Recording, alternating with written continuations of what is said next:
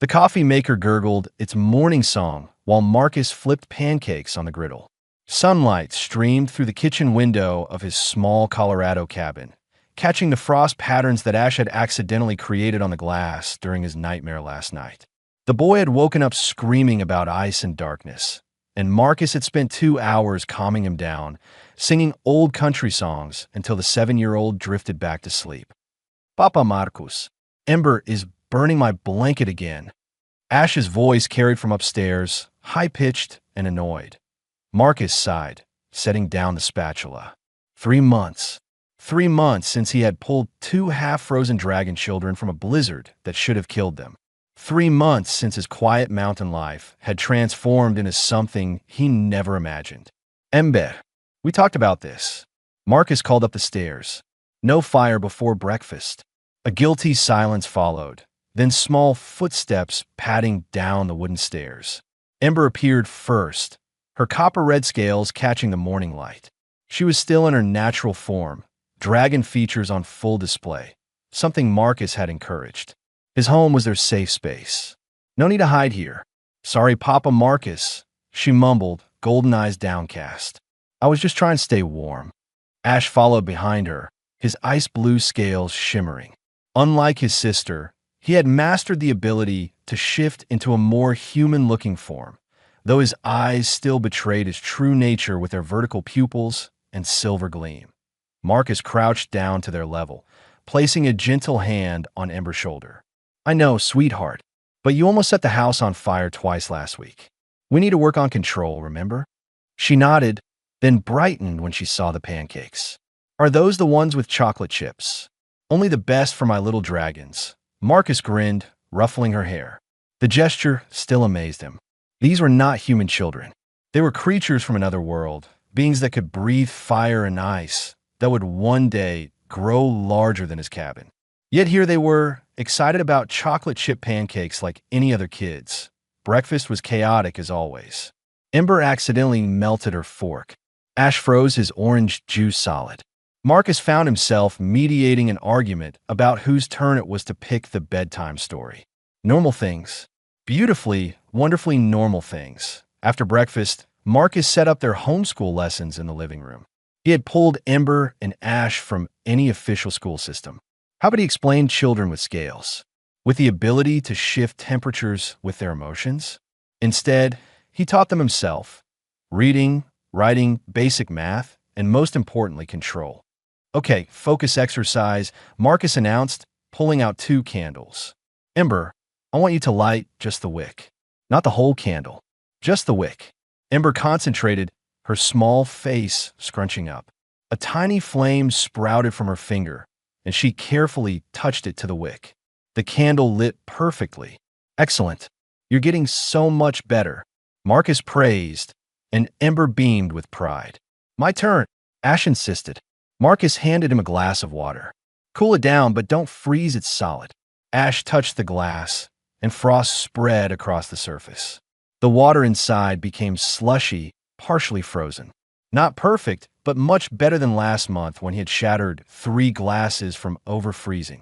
Good work, buddy. You're both improving every day. The doorbell rang, and all 3 of them froze. Visitors were rare. Marcus had chosen this cabin specifically for its isolation. His nearest neighbor, old Mrs. Patterson, lived half a mile down the road and rarely ventured out in winter. Upstairs. Now, Ember, human form, Marcus ordered quietly. The twins recognized his tone and obeyed immediately, scampering up the stairs.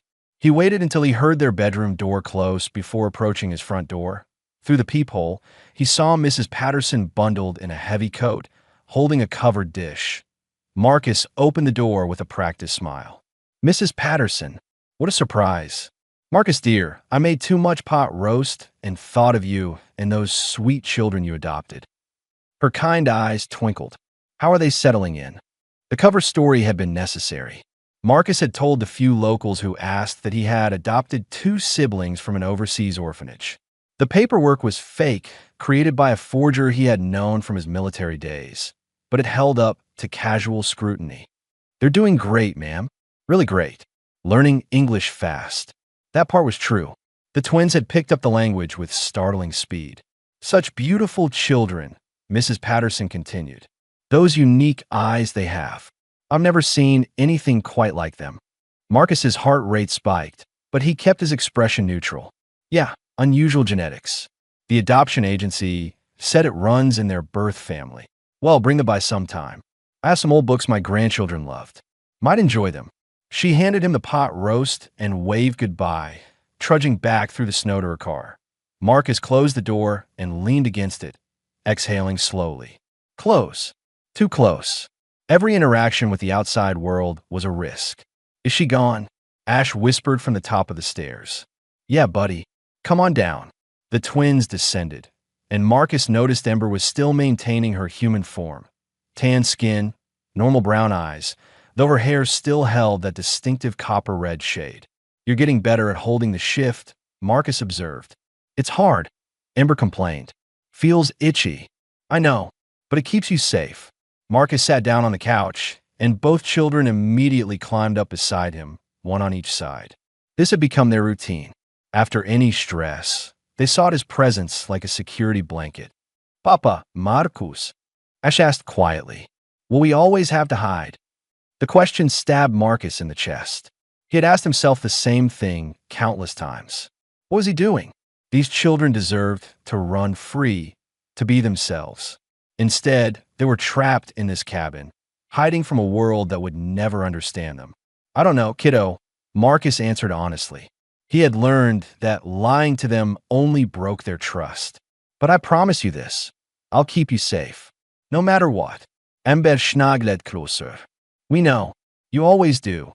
That afternoon, while the twins played in the backyard, Marcus had checked 3 times to ensure no one was watching. He stood at his kitchen window with a cup of coffee, watching them. Ember was trying to build a snow dragon, melting the snow precisely where she needed it to stick. Ash was creating ice sculptures, his natural gift shining through. They were happy. That was what mattered. But Marcus could not shake the growing unease that had been building in his gut for the past week. Small things. A black car that had driven past his cabin twice in 3 days. A feeling of being watched when he went into town for supplies. Paranoia, perhaps, born from the weight of his secret, or perhaps not. That night, after tucking the twins into bed, a process that involved 3 stories, 2 glasses of water, and countless reassurances, Marcus sat in his living room with his old military-issue pistol on the coffee table. Just in case, his phone buzzed. Unknown number. Marcus stared at it, every instinct screaming danger. He almost didn't answer, but something made him pick up. Hello. Silence on the other end. Then a mechanical voice, clearly using a scrambler. You have something that doesn't belong to you. Marcus's blood ran cold. Who is this? Consider this a courtesy warning. Return what you took, or things will become unpleasant. I don't know what you're talking about. The children, human. The dragon whelps. They belong to someone very powerful. Someone who wants them back. Marcus's hand tightened on the phone. They're not property. They're kids. A low, distorted laugh. Admirable. Foolish, but admirable. You have 48 hours to reconsider. After that, I come collect them myself. And I won't be gentle. The line went dead. Marcus sat frozen, the phone still pressed to his ear. His worst fear confirmed. Someone knew. Someone was coming. He looked toward the stairs, where Ember and Ash slept peacefully, unaware of the danger closing in. Not on my watch, Marcus whispered to the empty room. He had saved them once from death. He would save them again from whatever hell was coming. He just had no idea yet how. Outside, in the darkness beyond his cabin, something moved through the trees. Something that watched. Something that waited. The hunt had begun, and Marcus had just become the prey. Dawn broke over the mountains with deceptive beauty. Marcus had not slept. He had spent the entire night sitting in his chair, pistol within reach, watching the front door like a soldier on guard duty. Old habits from Afghanistan had roared back to life. The hypervigilance, the constant threat assessment, the readiness for violence. But this time, he was not protecting a forward operating base. He was protecting 2 children who thought he hung the moon. Papa, Marcus. Ember's small voice startled him. She stood at the bottom of the stairs in her pajamas, clutching her stuffed bear. "Why are you still awake?" Marcus forced a smile, tucking the pistol into his waistband behind his back. "Just couldn't sleep, sweetheart. Too much coffee." She patted over and climbed into his lap, a gesture of trust that still overwhelmed him. "I had a good dream. We were flying. All three of us. You had wings like us." "That sounds like a wonderful dream. Will I be able to fly someday? Like Mama did?" Marcus stiffened. The twins rarely spoke about their mother. "You will, when you're older and your wings are stronger. Mama used to say I would be the best flyer in the sky," Ember whispered, her voice carrying a sadness too heavy for a 7-year-old. I'm sure she was right. Ash appeared next, rubbing sleep from his eyes. "Are we doing lessons today?" Marcus checked his watch. 6 in the morning. The threat had said 48 hours. That gave him until tomorrow morning. Not enough time to run. Not enough time to prepare properly. But enough time to make a choice. "How about we skip lessons today?" Marcus suggested, and both twins' eyes widened in shock. He never skipped lessons. "Let's go into town. Get some ice cream. Have fun." If these were his last normal hours with them, he wanted them to be good ones. The town of Pinewood Ridge was small, barely 3,000 people, the kind of place where everyone knew everyone. Marcus had deliberately kept his distance from the community, but today he threw caution to the wind. The twins deserved one carefree day. They walked down Main Street, Ember and Ash bundled in winter coats, both maintaining their human forms though Marcus could see the strain it caused them.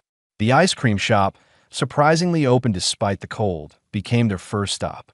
2 scoops of chocolate, Ember announced proudly. "Vanilla with sprinkles," Ash added, more reserved as always. Marcus paid and guided them to a corner booth, watching them enjoy their treats with the simple joy of children. Other customers glanced at them occasionally, the strange recluse and his unusual kids, but no one approached. Until someone did. The man entered the ice cream shop with the practiced casualness of a predator, trying to appear harmless. Tall, impossibly thin, with skin that had an odd greenish tint Marcus initially attributed to the lighting. But as the man got closer, Marcus realized the truth. Not human. The alien wore human clothes, jeans, a jacket, boots, but his movements are wrong. Too precise. Too calculated. His eyes, when they swept across the shop, were compound like an insect's, multifaceted and cold. Those eyes locked onto the twins that Marcus's hand instinctively moved to his concealed pistol. The alien noticed the movement and smiled, revealing teeth that were too sharp, too numerous. "Lovely children," the alien said, his voice carrying a slight clicking quality. "May I sit?" "Booth's taken," Marcus replied flatly. "I think not." The alien slid into the booth anyway, directly across from Marcus, effectively trapping them. Up close, his disguise was even more obvious. The skin was not skin, but some kind of chitinous plates arranged to mimic human features. "Papa, Marcus," Ash whispered, fear coloring his voice. "It's okay, buddy." Marcus kept his eyes on the alien. "What do you want?" "Straight to business. Efficient." "I appreciate that." The alien leaned back, studying the twins with disturbing intensity. "My name is Kravik. I'm what you might call a recovery specialist. I find lost property and return it to its rightful owners. These are children, not property. Semantics. Their father wants them back." Ember's ice cream dropped from her hand, splattering on the table. "Father." Kravik's smile widened. "Oh yes, little one. Your father, Valdris, the most powerful dragon in 7 systems. He's been searching for you for 3 years." Ash grabbed Marcus's arm. "We don't want to go back. Papa Marcus saved us." "Did he?" Kravik tilted his head in a distinctly inhuman gesture. "Or did he steal you from your rightful family?" "Their mother abandoned them on a frozen planet to die," Marcus growled. "I found them and gave them a home. Tragic story. Irrelevant to my contract." Kravik pulled out a small device, some kind of alien technology that hummed and glowed. "My employer wants his offspring returned. Alive and unharmed, preferably, but those terms are flexible if you resist." The threat hung in the air like poison. "We're in a public place," Marcus said quietly. "You make a move, people will see. These primitives?"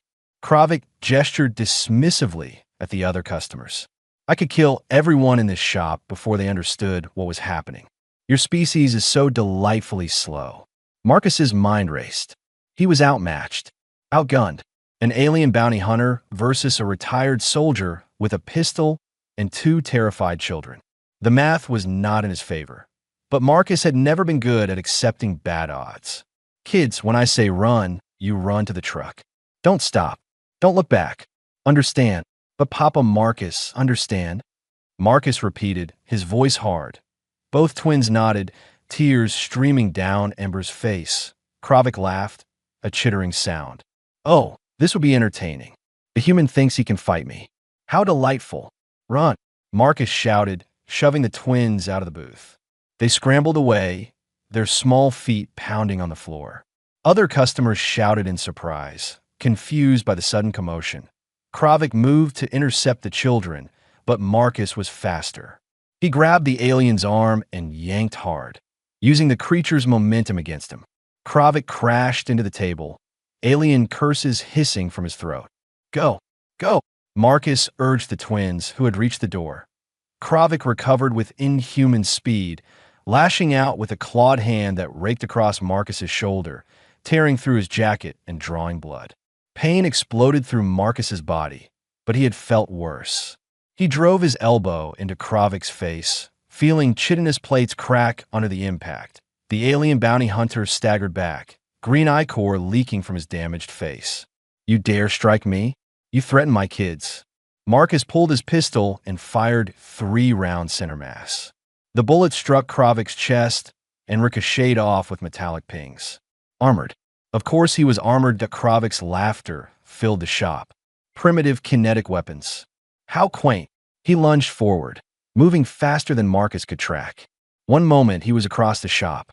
The next, his hand was around Marcus's throat, lifting him off the ground with impossible strength. Marcus choked, legs kicking uselessly. His vision began to tunnel. This was it. He had failed. The twins would be taken. Then fire exploded through the shop. Ember stood in the doorway, tears streaming down her face, her human disguise burned away in her rage. Full dragon form, copper scales gleaming, she opened her mouth and unleashed a torrent of flame that would have made a blowtorch jealous. The fire washed over Kravik, and for the first time, the alien screamed. His grip on Marcus loosened, dropping him. Marcus hit the ground gasping, watching in shock as Ember's flames consumed the bounty hunter. Kravik stumbled backward, his clothes igniting, his chitinous armor cracking and melting. He shrieked something in an alien language and fled through the back door of the shop, trailing smoke and fire. The shop erupted in chaos. Customers screaming, someone yelling about calling the police. The smell of burned alien flesh and melted plastic. Marcus grabbed Ember, who was shaking violently, her small dragon body racked with sobs. I hurt someone. I hurt someone bad. You saved me, Marcus whispered, pulling her close. You saved us both. Ash appeared at his side, still in human form, but barely holding it together. We need to go. Now. He was right. Marcus scooped up Ember, carrying her despite her dragon form, making her heavier than a normal child. They rushed to his truck, Marcus's shoulder bleeding, Ember sobbing, Ash pale with fear. He drove like a man possessed, pushing the old truck to its limits on the mountain roads. In the rearview mirror, he could see smoke rising from the town. Police sirens wailed in the distance. Where are we going? Ash asked from the passenger seat. Somewhere safe. Marcus lied, because he had no idea where safe was anymore. The cabin was compromised. The town knew about Ember's powers. And Kravik, despite being burned, was likely still alive and very, very angry. They had maybe hours before the hunter recovered. Maybe less. In the back seat. Ember had finally stopped crying, curled into a ball, her scales still visible. I'm sorry, Papa Marcus. I'm so sorry. Don't be. You did what you had to do to protect our family. Family. The word slipped out naturally now. These were not just children he had rescued. They were his. And he would die before letting anyone take them. His phone buzzed. Marcus knew before looking who it was. Unknown number. The same mechanical voice. You should have listened to the warning, human. Now my employer is displeased. He's coming personally. And when Valdris arrives, your world burns. The line went dead. Marcus's hands tightened on the steering wheel. A crime lord powerful enough to have bounty hunters across the galaxy, coming personally for his children. They had no chance. But Marcus had not survived Afghanistan, 3 tours of duty, and countless firefights by giving up when the odds were bad. Papa, Marcus. Ash's small voice broke through his thoughts. Are we going to be okay? Marcus looked at the twins in his rearview mirror. 2 small children who trusted him completely, who called him Papa, who depended on him to keep them safe. Yeah, buddy, Marcus said, pushing down the terror in his gut. We're going to be okay. He just had to figure out how. Halfway across the galaxy, in the perpetual twilight of the Obsidian Reach, Valdris sat upon a throne carved from a single massive asteroid. The throne room stretched endlessly in all directions, walls adorned with the treasures of 1,000 plundered worlds. Gold coins spilled from overflowing chests. Weapons from extinct civilizations hung as trophies. Jewels the size of human heads glittered in the dim light. None of it mattered. Valdris had built an empire from blood and fire. He controlled the largest criminal network in 7 systems. Governments paid him tribute. Warlords sought his favor. Entire species whispered his name with fear, and none of it meant anything without his children. Lord Valdris, a small alien creature, scurried forward, barely reaching the massive dragon's clawed foot. Kravik has sent a report from his mission to retrieve the lost cargo on Sector 47B. I did not ask for updates on cargo, Valdris rumbled, his voice like grinding stone. Each word vibrated through the throne room. At 20 feet tall in his natural form, even relaxed, he was a force of nature. Yes, my lord, but Kravik mentioned something unusual. The cargo is not cargo at all.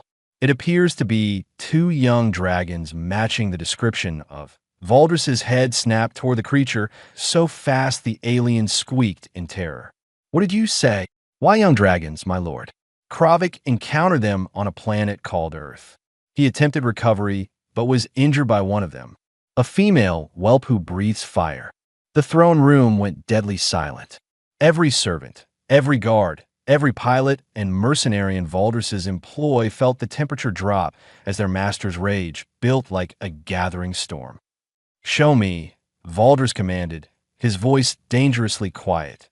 The alien fumbled with a holographic device, projecting an image into the air. Grainy footage from Kravik's encounter. 2 children, one with copper red scales, one with ice blue, both small, both terrified, both unmistakably his. Valdris stood, his massive form unfolding like a mountain coming to life. His wings, each the size of a starship's sail, spread wide. His scales, black as the void between stars, absorbed the light around him. Ember, he whispered, recognizing his daughter instantly despite not having seen her since she was 4 years old. Ash, 3 years. 3 years since his mate, Seraph, had vanished with their children. He had searched everywhere, burned through fortunes and favors, interrogated thousands, destroyed anyone who might have information. Nothing. He had assumed them dead, had mourned in his own way, had built his empire even larger as if more power could fill the void they left. And here they were, on some backwater planet, alive. The human, Valdris said, his voice shaking with barely controlled fury. What do we know about him? The alien consulted his datapad nervously. Marcus Bennett, former military for the Earth nation-state called America, lives alone in isolated mountain region, unmarried, no family, took possession of the young dragons approximately 3 months ago. Took possession, Valdris repeated slowly. Each word dripped with venom. This vermin stole my children. It appears so, my lord. Valdris's roar shook the throne room. Servants fled. Guards backed away. The very walls trembled under the force of his rage. Prepare my flagship, Valdris commanded. Assemble the fleet. We leave for Earth immediately. My lord, his chief advisor, a scarred veteran named Thorn, stepped forward cautiously. Earth is in Galactic Council protected space. If you enter their territory with a military fleet, You'll trigger a diplomatic incident. Perhaps even war. I don't care. Valdris turned his massive head toward Thorn, eyes burning like dying suns. Those are my children. My blood. Someone stole them from me. Let them die on a frozen world. And now a human claims them as his own. I will reduce that entire planet to ash if necessary. Lord Valdris. No. Valdris's tail lashed, destroying a priceless statue in the corner. My mate is dead. My children are all I have left. This human will learn what it means to take for Valdris. He closed his eyes, and for just a moment, the mighty crime lord allowed himself to remember Seraph. Beautiful, fierce Seraph. She had been everything he was not. Where he was ruthless, she was compassionate. Where he destroyed, she created. She had seen something in him worth loving, though the galaxy saw only a monster. Their children had been born during a rare moment of peace in his violent life. Ember with her mother's fire, Ash with his cold precision. Perfect, innocent, his. Then Seraph had taken them and vanished. No explanation, no would-be. He had torn apart star systems looking for them, but she had covered her tracks too well. Now he understood. She had tried to hide them from his life, from the violence and blood that followed him like a shadow. She had wanted them safe. Instead, she had gotten them killed. Or so he thought. How did they survive? Valdris asked, his voice quieter now. Kravik's report said they were found in a snowstorm. The alien consulted his files. The human apparently discovered them during an extreme weather event. According to surveillance footage recovered from nearby settlements, he provided shelter, food, and medical care. They have been living with him for 3 months. Valdris's mind struggled to process this information. A human, a random, insignificant human had saved his children when he, with all his resources and power, had failed to find them. The thought was both humbling and infuriating. What are his intentions? Valdris asked. Is he holding them for ransom? Does he know who they are? Unknown, my lord. Kravik attempted to negotiate, but the human refused to relinquish the children. He seemed to have formed an emotional attachment. Emotional attachment, Valdris repeated, and something in his chest twisted painfully. 3 months. His children had spent 3 months with this stranger. Had they forgotten him? Did they even remember their real father? Did they call the human father now? We intercept communications from the planet, another advisor reported. The young dragons refer to the human as Papa Marcus. The words hit Valdris like a physical blow. Papa. His children called another being Papa. The rage that flooded through him was primal, volcanic, unstoppable. This human had not only taken his children, but had stolen their affection. Had replaced him. How long to reach Earth? Valdris demanded. At maximum speed, 72 hours, my lord. Make it 48. I want every warship we have. Every mercenary on payroll. This human thinks he can steal from me? I will show him the true meaning of fear. The fleet assembled with terrifying efficiency. Valdris's flagship, the Void's Embrace, was a monster of a ship. 3 kilometers long, armed with weapons that could crack planets. Around it, dozens of smaller warships fell into formation. Mercenary fighters. Boardingkraft. Enough firepower to level a continent. All for 2 small children and 1 human who dared to claim them. The fleet prepared to jump to hyperspace. Thorn approached Valdris one last time. My lord, please reconsider. The Galactic Council will respond to this. Earth is a developing world under protection. If you attack, I am not attacking Earth, Valdris corrected coldly. I am retrieving my property. What happens to anyone who stands in my way is their choice. And if the children don't want to leave? What if they've bonded with the human? The question stopped Valdris cold. He had not considered that possibility. His children, choosing a stranger over him, no. Impossible. They were young, confused. They had been traumatized and latched onto their rescuer. Once he explained who he was, once they remembered their true heritage, they would understand. They had to. Prepare to jump, Valdris ordered. The Void's Embrace hummed with power as its engines charged. Around the galaxy, sensors detected the massive energy signature. Alarms began to sound in Galactic Council headquarters. Emergency meetings convened. Fleets scrambled to respond, but none of it mattered. Nothing could stop Valdris now. Far away on Earth, Marcus had no idea that a fleet of warships was bearing down on his planet. That the most dangerous criminal in 7 systems was coming personally to take back what belonged to him. That in 48 hours, his world would change forever. The Void's embrace jumped to hyperspace, tearing through the fabric of space itself. Inside, Valdris stood at the observation deck, staring at the streaking stars. "I'm coming, Ember. I'm coming, Ash," he whispered. "Papa is coming home." Behind him, Thorn watched his master with growing concern. He had served Valdris for 20 years, seen him order the deaths of millions, watched him burn entire civilizations for profit. But he had never seen Valdris like this. Vulnerable, desperate, human, almost at IT made him more dangerous than ever, because a father protecting his children would do anything, sacrifice anything, destroy anything. And Valdris was about to prove just how far a father's love could drive a monster. The countdown had begun. Earth had 48 hours left of peace, and Marcus Bennett had no idea that his quiet life was about to collide with the most powerful force in the criminal underworld. The galaxy held its breath. The storm was coming. Marcus drove for 3 hours straight before his hand stopped shaking. The adrenaline crash hit him hard, leaving him exhausted and aching. His shoulder throbbed where Kravik's claws had torn through flesh. Blood had soaked through his jacket, though he had not mentioned it to the twins. They needed him strong, unbreakable, even when he was terrified. Finally, as sunset painted the mountains in shades of gold and crimson, Marcus pulled into an abandoned rest stop deep in a national forest. The building had been condemned years ago, windows boarded up, parking lot cracked and overgrown. "Perfect. We're stopping," Ash asked from the passenger seat. The boy had been silent for most of the drive, processing everything that had happened. "Just for a bit. Need to think." Marcus killed the engine and climbed out, wincing at the pain in his shoulder. Ember remained in the back seat, still in her dragon form, curled into a tight ball.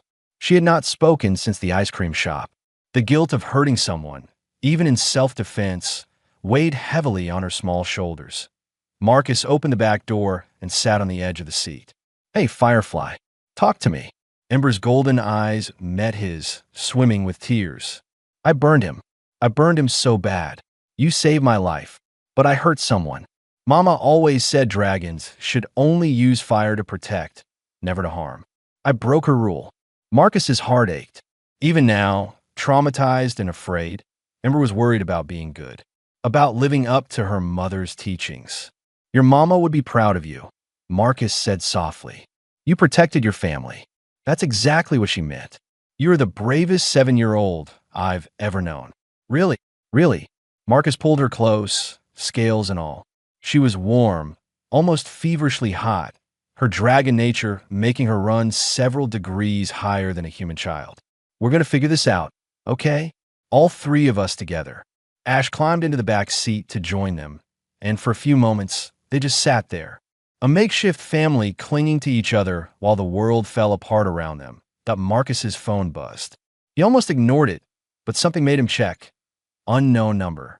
But this time, not the mechanical voice from before. This was a text message containing only coordinates and a single line. "If you want to survive, come here. Come alone. You have 12 hours. Marcus stared at the message, suspicion warring with desperation. It could be a trap. Probably was a trap. But what choice did he have? "Kids, I need you to stay in the truck for a few minutes. Lock the doors. Don't open them for anyone but me." "Where are you going?" Ash asked, fear creeping into his voice. "Just to make a phone call. I'll be right over there where you can see me."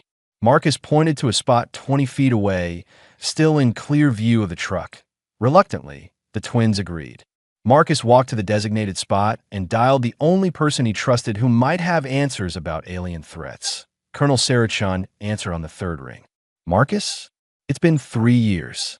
What the hell do you want?" "I need help, Sarah. The kind of help that might be above your clearance level." "Jesus, Marcus. You don't call, you don't write, and then you drop that on me? What kind of trouble are you in?" Marcus glanced at the twins, who watched him anxiously through the truck window. The kind involving non-human entities, government classifications I'm not supposed to know about, and two kids who need protection from a galactic crime lord. Silence on the other end. Then, are you drinking again? Stone sober. And I wish I was joking. Marcus, if this is some kind of PTSD episode, I was attacked today by an alien bounty hunter in Pinewood Ridge. Insectoid species, chitinous armor, spoke English. He was looking for two dragon children currently sitting in my truck.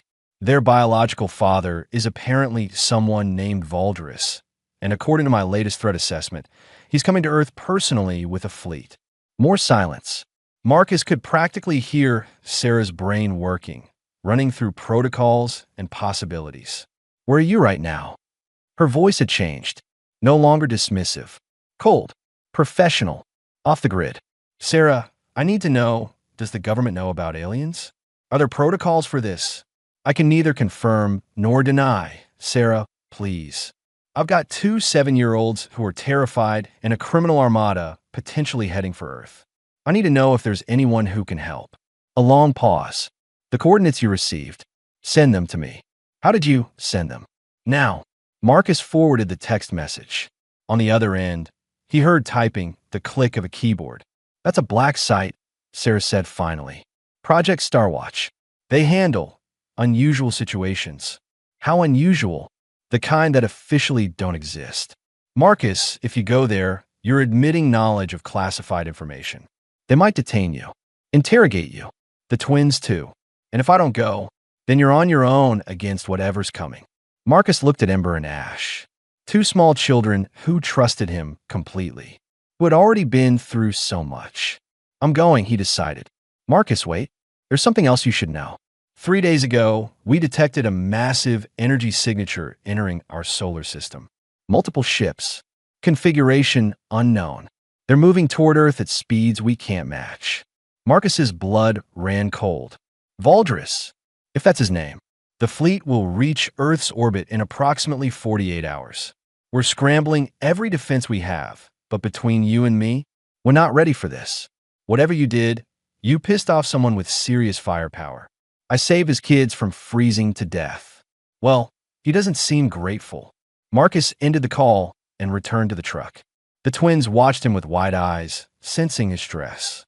Change of plans, Marcus announced, trying to sound confident.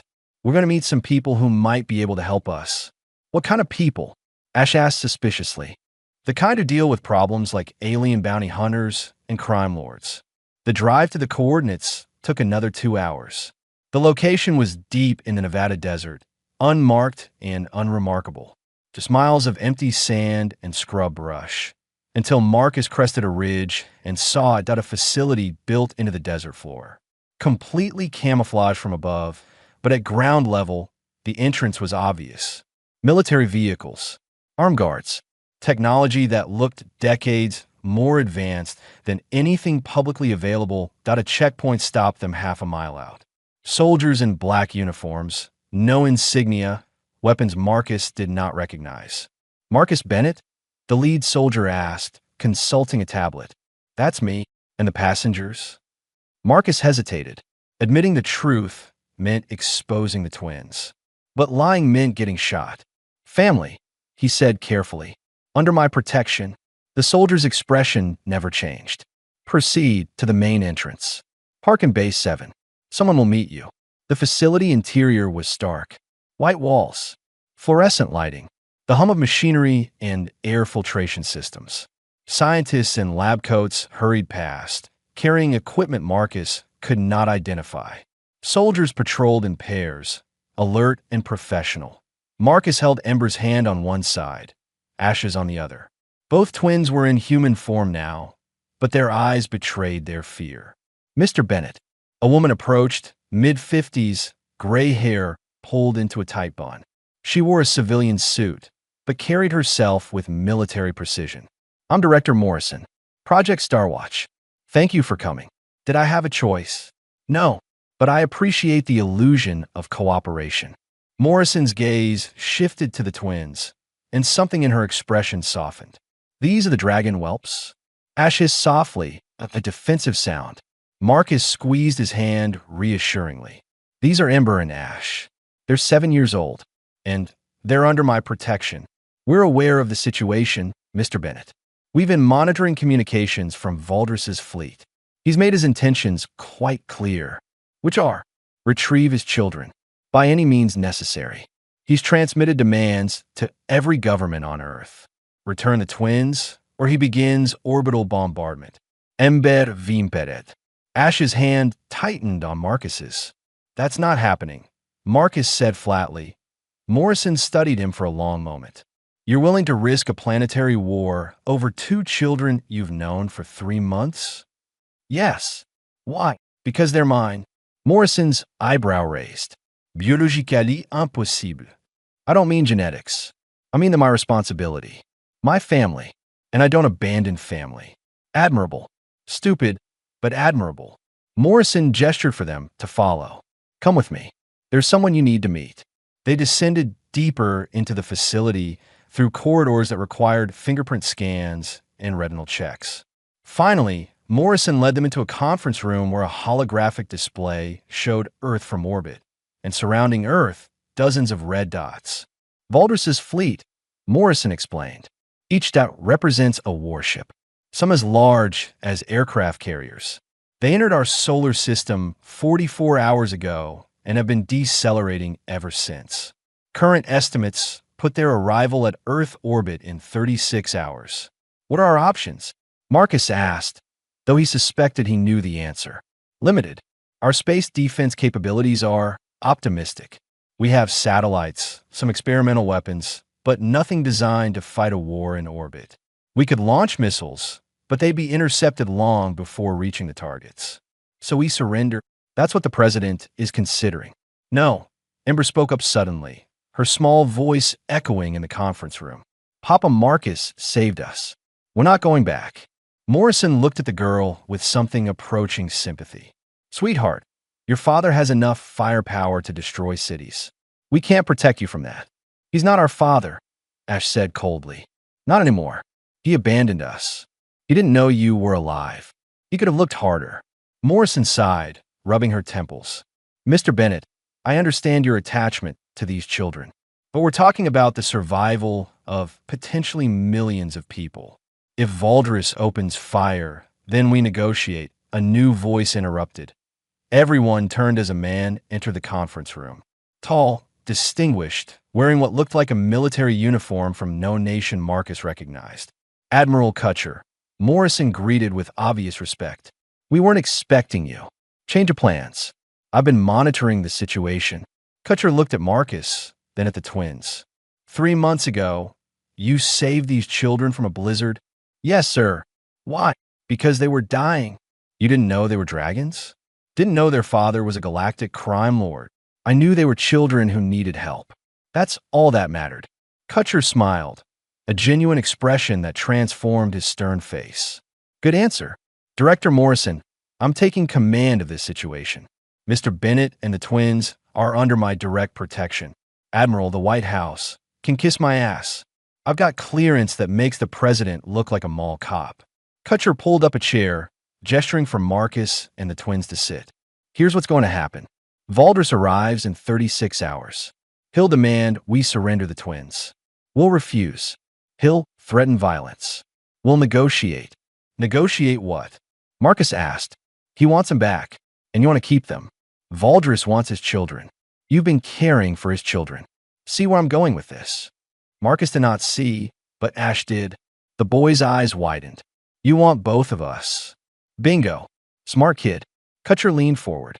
Valdris is a father who thought his children were dead. Now he knows they're alive. He's not going to just give up. But maybe, just maybe, he could be convinced to share custody with the man he thinks kidnapped them. Morrison asked skeptically. It's crazy enough to work. Marcus's mind reeled. You want me to co-parent with a galactic crime lord, unless you have a better idea? He did not. None of them did. I need to talk to the twins alone. Marcus said. Kutcher nodded. Conference room is yours. The adults filed out, leaving Marcus alone with Ember and Ash. Both children looked at him with trust so absolute it broke his heart. What do you want to do? Marcus asked them. Stay with you, Ember said immediately. even if it means meeting your biological father." Both twins fell silent. Finally, Ash spoke. "Will you be there? Every second." "Then okay." Marcus pulled them both into a hug. These two impossible, wonderful, terrifying children who had changed his life completely. "Whatever happens," he promised, "we face it together." Outside, in the cold depths of space, Valdris's fleet drew closer. The dragon crime lord stood at the bridge of his flagship, eyes fixed on the blue marble growing larger in his view screen. Soon, he would have his children back. He just had no idea that they might not want to be saved. The silence in the sky above Earth shattered exactly 36 hours after Valdris entered the solar system. Every telescope pointed skyward captured the same impossible sight. Ships, dozens of them, emerging from the darkness between stars like sharks rising from deep water. The flagship alone eclipsed the moon, 3 kilometers of dark metal and glowing energy cores that pulsed like a dying star's heartbeat. Global panic erupted immediately. News networks scrambled to explain what everyone could see with their naked eyes.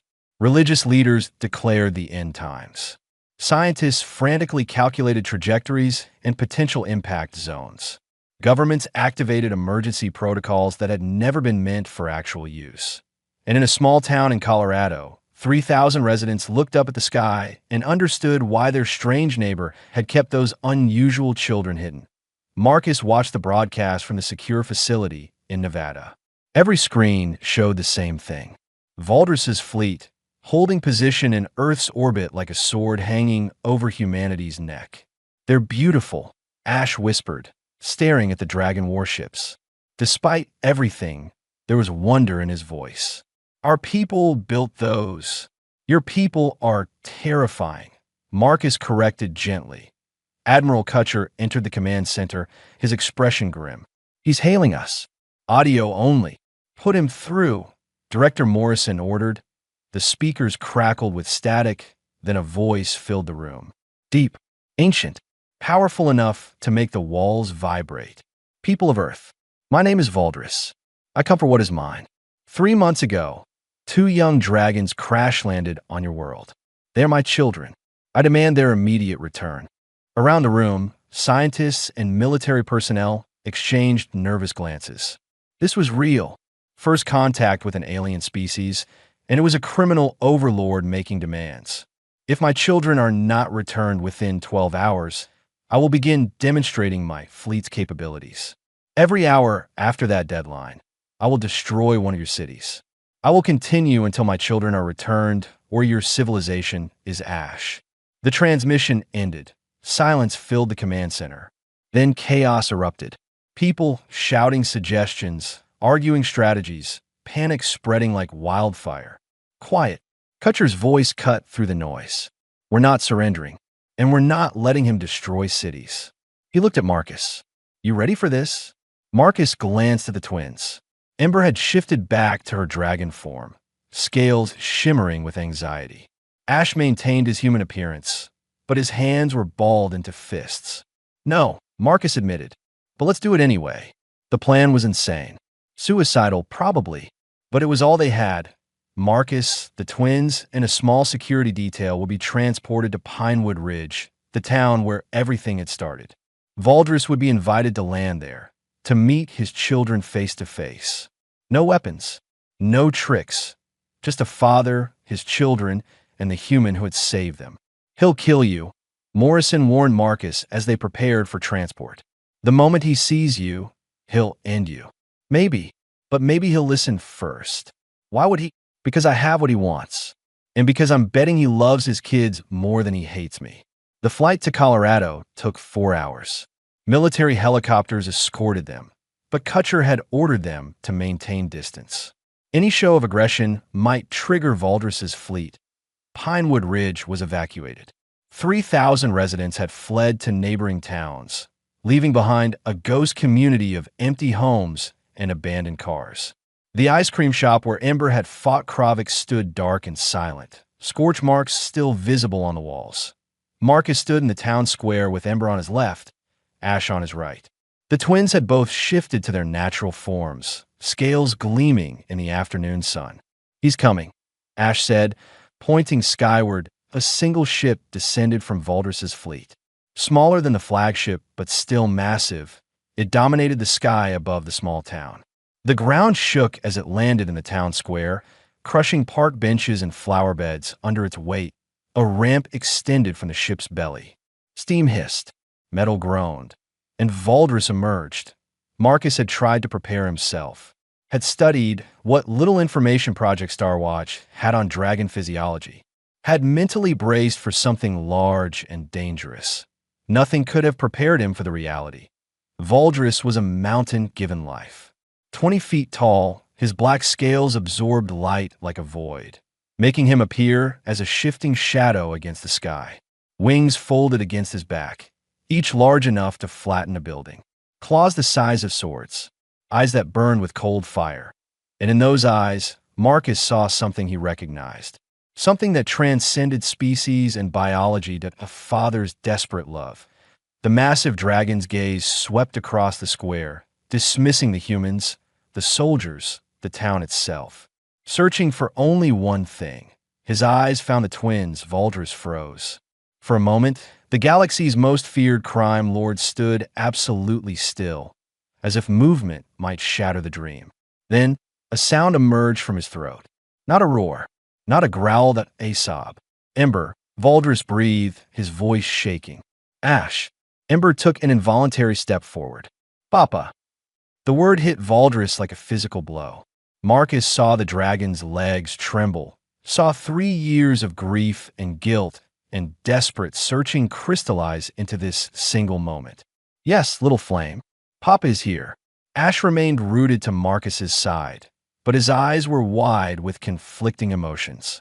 Fear, confusion, and underneath it all, a desperate yearning for the father he barely remembered. Valdris took a step forward, and every soldier in the area tensed. Weapons they knew were useless raised anyway, pure instinct against overwhelming threat. Stop, Marcus said quietly.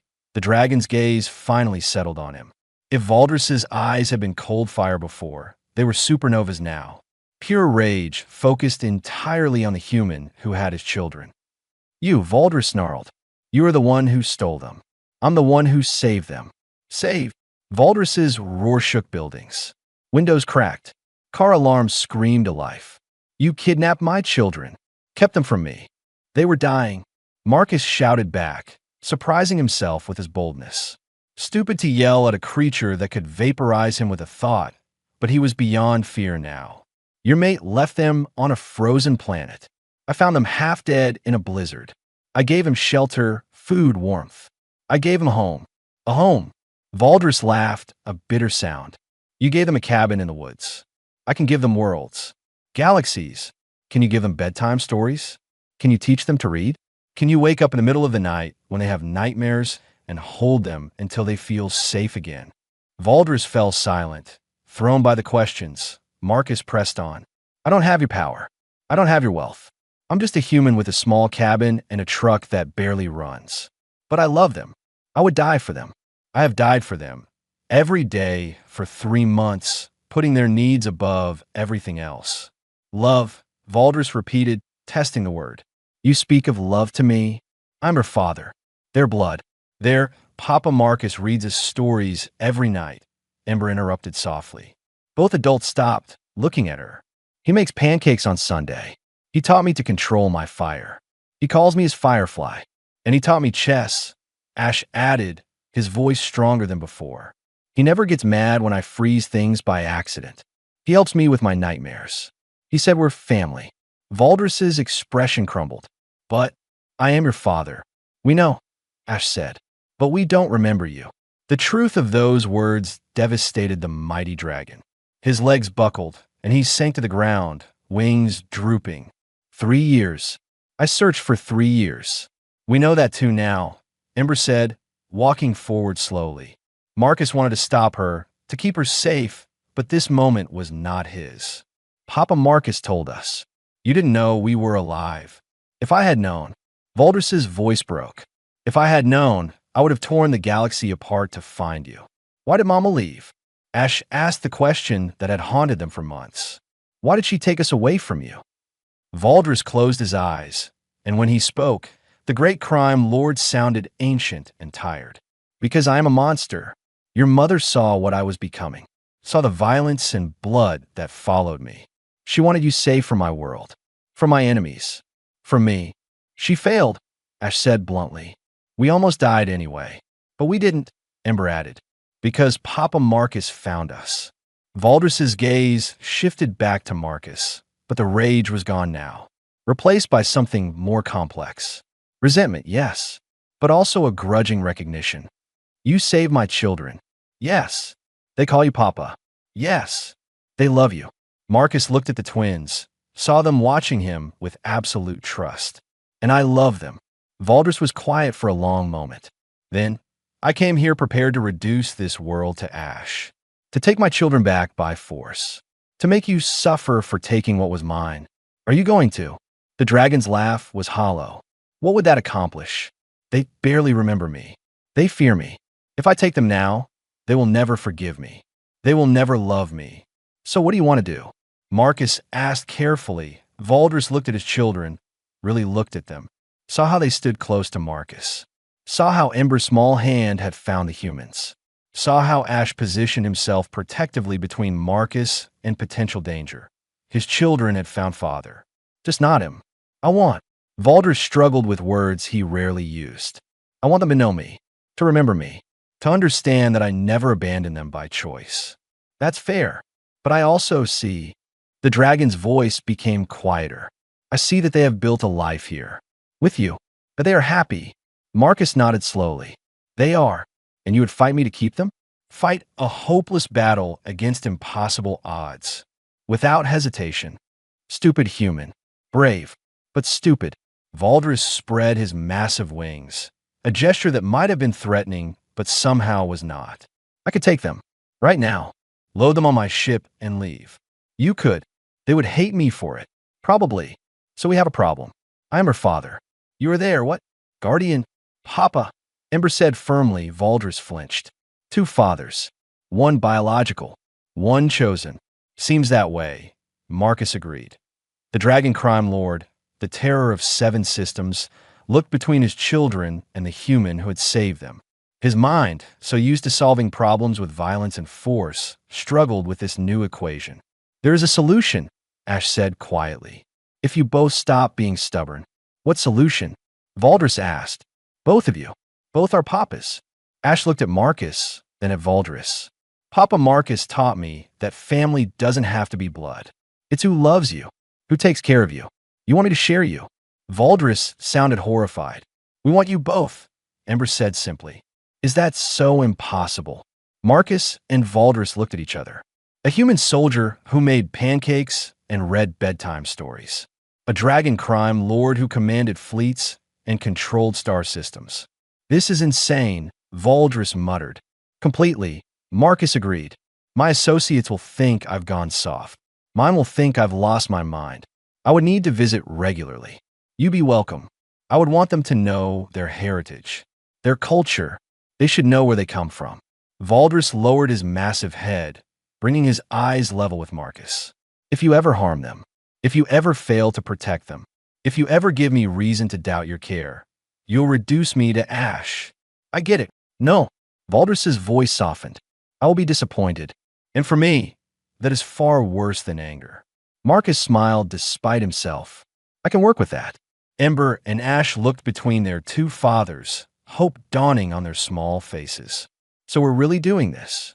Ember asked. Both of you. Valdris sighed, a sound like wind through caves. It appears so little flame, though the galaxy will never believe it.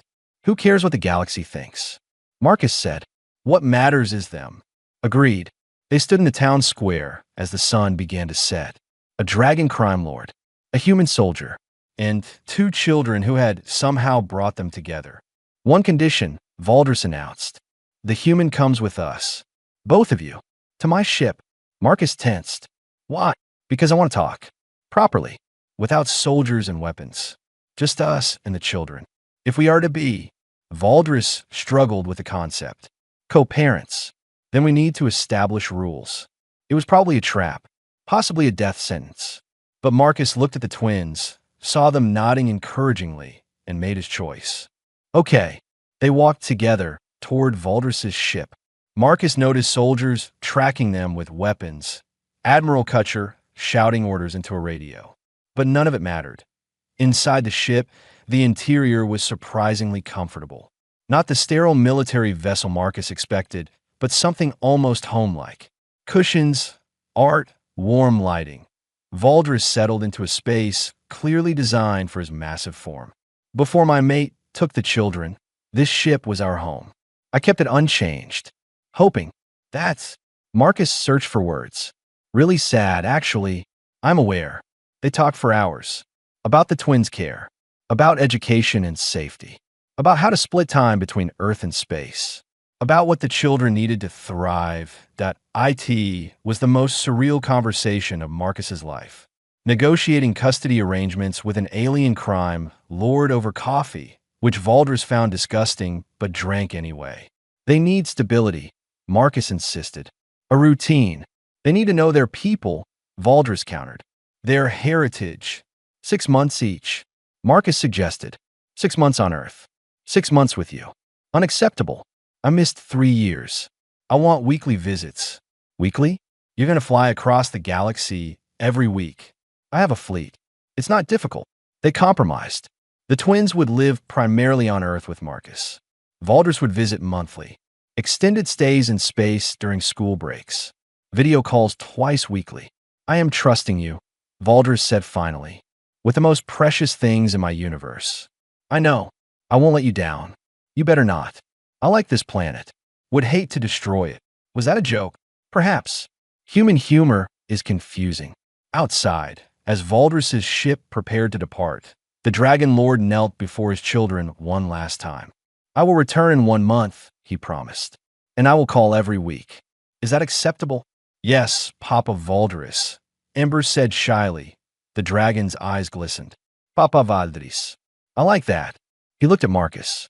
Take care of them. With my life. Valdris's fleet departed an hour later. Earth's governments breathed a collective sigh of relief. Crisis averted. Alien invasion prevented. In 01, except those present would ever know the truth. That the galaxy's most dangerous criminal and a retired soldier had agreed to the most unusual co-parenting arrangement in history. Marcus drove the twins back to their cabin as dawn broke. They were exhausted, emotional but happy. 2 papas, Ash said wonderingly. That's pretty cool. Pretty weird, Marcus corrected. Weird is our normal, Ember pointed out. She had a point. As they pulled up to the cabin, Marcus realized his quiet life was never coming back. He had a dragon crime lord on speed dial now. Monthly visits from a fleet that terrified nations. Children who could breathe fire and ice. But looking at Ember and Ash, seeing them happy and safe and loved, Marcus could not bring himself to regret any of it. Home, he announced. Home, the twins echoed. And for the first time in 3 months, Marcus believed it would last. The first month was awkward. Marcus had faced combat in Afghanistan, survived firefights and explosions, navigated the chaos of military life. None of it compared to coordinating schedules with an alien crime lord who measured time in different planetary rotations and had no concept of human bedtimes. It's 2 a.m. Marcus groaned into his phone, watching Valdris's massive holographic face flicker in his living room. The dragon had insisted on installing a communication device for the children, which apparently meant he could call anytime. Apologies. Galactic Standard Time is difficult to convert. Valdris peered through the hologram. Are they sleeping? It's 2 a.m. Of course they're sleeping. I wanted to tell Ember about the Fire Festival. It's an important cultural tradition. Tell her tomorrow, at a reasonable hour. Like noon. What is noon? Marcus rubbed his eyes. We need to establish some ground rules here. They did. Over the next few weeks, Marcus and Valdris developed a working relationship that surprised them both. Video calls happened 3 times a week at mutually agreed times. Valdris learned about human routines. Marcus learned about dragon customs. That was functional, professional, almost friendly. The twins thrived. That Ember's control over her fire improved dramatically. Valdris sent her ancient training techniques passed down through dragon generations.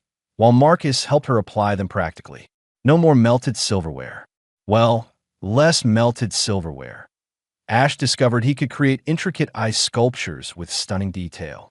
Marcus encouraged his artistic side. Valdris taught him the mathematics and precision behind dragon ice manipulation. You're spoiling them, Marcus accused during one call after learning Valdris had sent the twins a chest of alien artifacts worth more than Marcus's cabin. They're my children. Of course I'm spoiling them. They need to understand the value of money and hard work. They're dragon royalty. They will never need to work. Everyone needs to work. It builds character. Humans have such peculiar philosophies. But despite the arguments, Valdris never overrode Marcus's authority. When Marcus said no dessert before dinner, Valdris backed him up, even when Ember tried to play them against each other. When Marcus implemented homework time, Valdris added supplementary dragon literature. They were learning to be partners. The first in-person visit happened exactly 1 month after Valdris's departure. Marcus watched from his cabin porch as the massive ship descended into the clearing he had begrudgingly cleared of trees. The dragon had promised to be discreet, which apparently meant not landing in the middle of town. Ember and Ash vibrated with excitement, practically bouncing. Remember, Marcus warned gently. He's your father, but that doesn't mean you have to go with him if you're not comfortable. We know, Papa Marcus, Ember said, rolling her eyes with the exasperation only a 7-year-old could muster. You told us like 10 times. The ship's ramp extended, and Valdris emerged in a smaller form than before. Still 15 feet tall, still massive, but clearly trying to be less intimidating. Papa Valdris. Both twins ran toward him without hesitation. Marcus's chest tightened, watching the reunion. Valdris crouched low, spreading his wings to gather both children close. For all his fearsome reputation, in that moment he was simply a father holding his kids. I missed you, Valdris rumbled, his voice thick with emotion. We missed you too, Ember said. Papa Marcus let us stay up late last night because we were too excited to sleep. Valdris's eyes found Marcus over the twins' heads. Did he? Special occasion, Marcus said, walking down the porch steps. Don't expect it to become a habit. Understood. Valdris set the twins down gently. I brought gifts.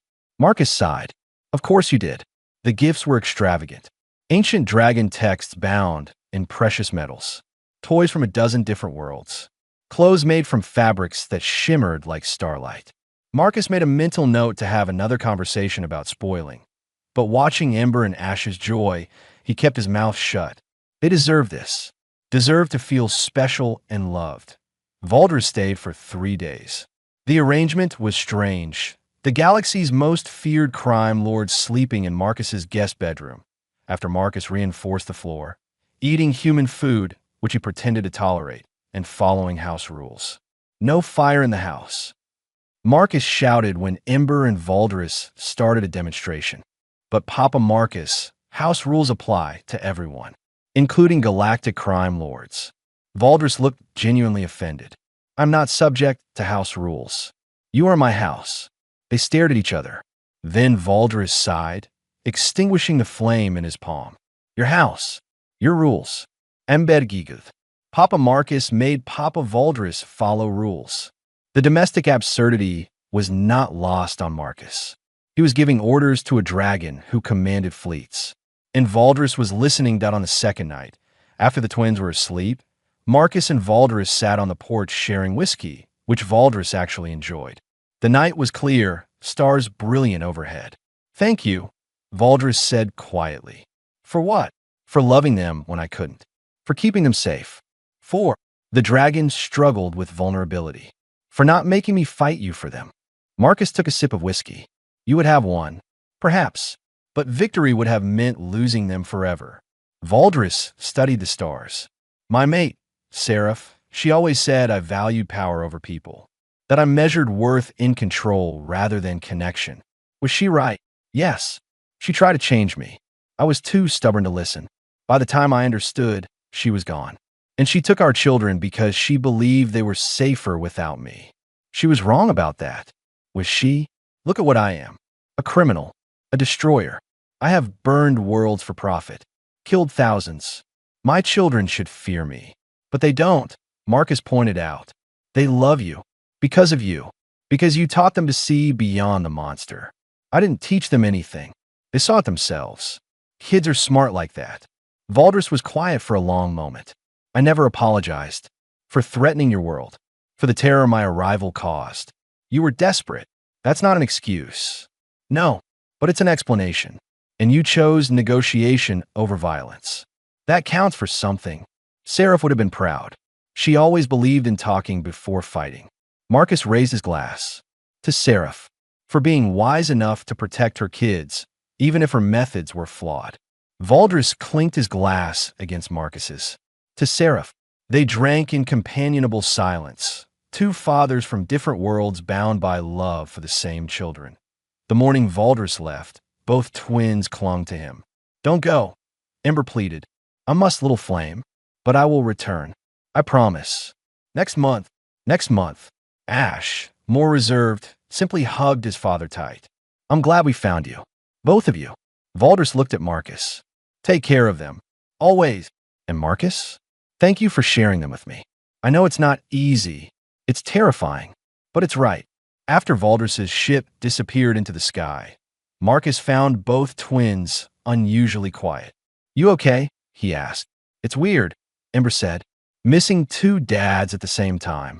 Yeah, it is. But good weird, Ash added. We're lucky. Some kids don't even have one papa who loves them. We have two. Marcus pulled them both into a hug. And both of us would move mountains for you. Life settled into a new rhythm. Marcus handled daily routines, school, and the boring but necessary parts of raising children. Valdris provided cultural education, stories of their heritage, and the occasional wildly expensive gift that Marcus pretended to disapprove of. They argued sometimes. About discipline styles. About how much danger was acceptable for dragon children. About whether Ember was old enough for flight training. Valdris said yes. Marcus said absolutely not yet. But they learned to compromise. To respect each other's boundaries. To communicate. 3 months after their arrangement began, Marcus received a message from Admiral Kutcher. We've been monitoring Valdris's movements. He's made some significant changes to his organization. What kind of changes? He's pulled out of several illegal operations. Weapons trafficking, mostly. Redirected resources toward humanitarian efforts in contested space. It's subtle, but consistent. Marcus was surprised. Why? Our analysts think it's because of the twins. He's trying to build a legacy he won't be ashamed to explain to them. That night on their video call, Marcus mentioned it. Valdris looked uncomfortable. My children ask many questions about my work. I found myself editing the truth. That did not sit well with me. So you're going legitimate. Don't be absurd. I'm going less illegitimate. There's a difference. Valdris, that's actually really impressive. Do not tell anyone. My reputation would be ruined. Marcus laughed. Your secret's safe with me. Speaking of secrets, I have a question. It's been troubling me. Shoot, why did you keep them? That first day in the blizzard. You could have called authorities. Left them at a hospital. Why take them home? Marcus thought back to that frozen night. To two small shapes barely alive in the snow. Because they needed someone. And I guess I needed them too. After leaving the military, my life was empty. Just me in a cabin and a lot of regrets. Then suddenly I had these two impossible kids who needed everything. And for the first time in years, I had a purpose. You saved them, Valdris said softly. But they saved you too. Yeah, they did. 6 months into their arrangement, Marcus got his first real test. Ember came down with something, a dragon illness that human doctors had no experience treating. Her temperature spiked to levels that would kill a human, and she couldn't control her flames. Marcus called Valdris in a panic. The dragon arrived within hours, his ship pushing limits that made his crew nervous. He brought his personal physician, a healer who specialized in young dragons. Together, Marcus and Valdris stayed at Ember's bedside for 3 days, taking turns keeping her cool, administering alien medicine, reading her favorite stories. That on the second night, exhausted and terrified, they worked side by side in grim silence. This is my fault, Valdris said suddenly. Dragon younglings need exposure to their home atmosphere, to their people. She's been on Earth too long. We'll fix it, Marcus insisted. She's strong. What if she's not strong enough? Then we'll make her strong enough. Together. Valdris looked at him, really looked at him. You truly love her as much as I do. She's my daughter. Yes, she is. Emberrikevert. The healer prescribed regular visits to Valdris's ship, where atmosphere processors could replicate dragon homeworld conditions. It meant more time away from Earth, but it was necessary. I don't mind, Ember said weakly from her bed. More time with both my papas. After Ember's recovery, something shifted between Marcus and Valdris. The professional courtesy became genuine friendship. They started calling each other just to talk, not just about the twins, but about their own lives. Valdris shared stories of his empire, the challenges of managing criminals who thought killing was the solution to every problem. Marcus talked about his struggles adjusting to civilian life after the military, the nightmares that still came sometimes. They were impossibly different. Yet somehow, they understood each other a year after their arrangement began. Marcus received an unexpected visitor, Mrs. Patterson from down the road, carrying her usual covered dish. Marcus, dear, I've been meaning to ask. Those children of yours, they're doing well. Very well, ma'am. Growing like weeds. And their other father? The tall gentleman I saw visiting. Marcus froze. You saw him. Hard to miss a ship that size, dear. I may be old, but I'm not blind. Marcus braced for accusations, fear, demands for explanations. Instead, Mrs. Patterson smiled. It's nice that they have two fathers who love them. Unconventional, certainly. But love is love, isn't it? Yes, ma'am. It is. Besides, those children are happier than any I've seen. That's what matters. After she left, Marcus called Valdris to share the story. The dragon laughed, genuine and warm. Humans continue to surprise me. I expected fear, hatred. Instead, acceptance. Not all of us are terrible. No, not all of you. As the twins' 8th birthday approached, Marcus and Valdris planned together. A party on Earth with human friends. A celebration on Valdris's flagship with dragon tradition, .2 families. 2 worlds. 1 love. The night before the birthday, both twins crawled into Marcus's bed for what had become their tradition, story time. Tell us about the blizzard, Ember requested, as she did every few weeks. Marcus smiled, pulling them close. Once upon a time, a very stupid human went driving in a snowstorm. He told them the story of their rescue, of how scared he had been, how small they had seemed, how he had not known what he was doing, but knew he had to try. And then Papa Valdris found us. Ash added, knowing the expanded version now. And then you all found each other, Marcus corrected, and became family. The best family, Ember declared. Marcus thought about the impossibility of it all. A retired soldier and a galactic crime lord co-parenting dragon twins. It should not work. By all logic and reason, it should be a disaster. But somehow, it was perfect. His phone buzzed. Valdris on the video call, right on schedule. Good evening, my little dragons. The massive face filled the screen. Papa Valdris. Both twins scrambled to grab the phone. Marcus watched them chat with their father, talking excitedly about the next day's party, about what they had learned, about the ice sculpture Ash was making .2 fathers. One human who had stumbled into fatherhood by accident. One dragon who had nearly lost his children forever. Together, they had built something impossible. Something beautiful that Marcus's quiet life was never coming back. He had intergalactic video calls to manage, monthly alien visits to prepare for, and 2 growing dragons to raise. And he would not change a single thing. Papa, Marcus. Ember called. Papa Valdris says dragons can fly at age 10. That's only 2 years. We'll discuss flight training later, Marcus said firmly, and heard Valdris's rumbling laugh through the phone. You're becoming quite good at saying no to them, the dragon observed. Had a good teacher. You've gotten pretty good at house rules yourself. Don't tell my associates. They think I've gone soft. Your secret's safe with me. That night, after the twins finally fell asleep, Marcus stood on his porch looking at the stars.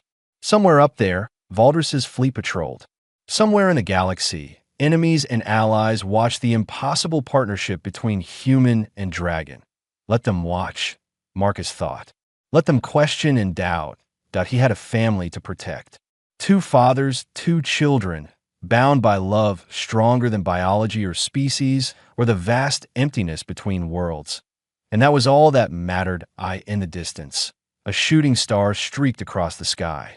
Marcus made a wish, the same one he made every night. Keep them safe. Keep them happy. Keep them together. The universe, in its own way, was listening, and the story of the human and the dragon and the children they loved was just beginning at the end.